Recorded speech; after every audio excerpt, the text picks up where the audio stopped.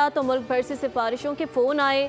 मुश्किल हालात में हुकूमत संभाली। 2023 में अक्सरियत का ख्याल था कि मुल्क दिवालिया हो जाएगा। IMF के साथ मामला तय पाए, हम डिफ़ॉल्ट से बच गए। वज़ीर आज़म शहबाज शरीफ का इंटर्न प्रोग्राम उड़ान पाकिस्तान समर स्कॉलर्स के लिए मुंतखब तलबा से खिताब। कहा, भारत ने पाकिस्तान पर हमला किया, हमने अपने मुल्क का दिफा किया जो हमारा फ़र्ज था।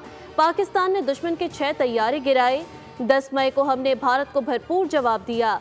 पाकिस्तान का एटमी प्रोग्राम दिफा के लिए है।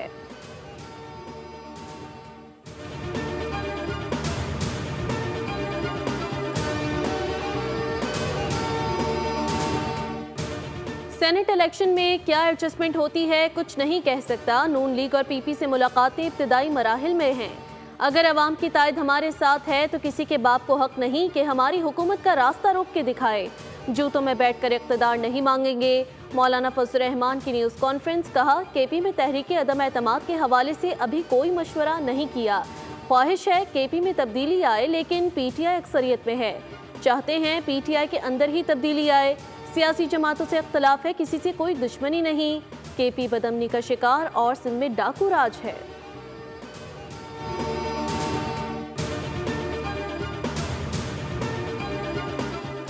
सुप्रीम जुडिशल काउंसिल के इजलास का एलामिया जारी कर दिया गया। जजेस के खिलाफ शिकायत निपटाने पर उनके नाम पब्लिक ना करने का फैसला। चीफ जस्टिस याही आफरीदी की ज़ेर सदारत इजलास में जजेस के खिलाफ 24 शिकायत का जायजा लिया गया।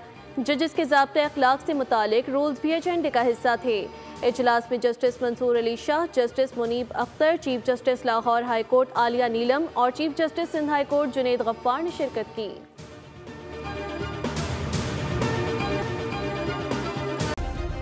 सब्सक्राइब करें और बेल दबाएं ताकि कोई खबर रह न जाए।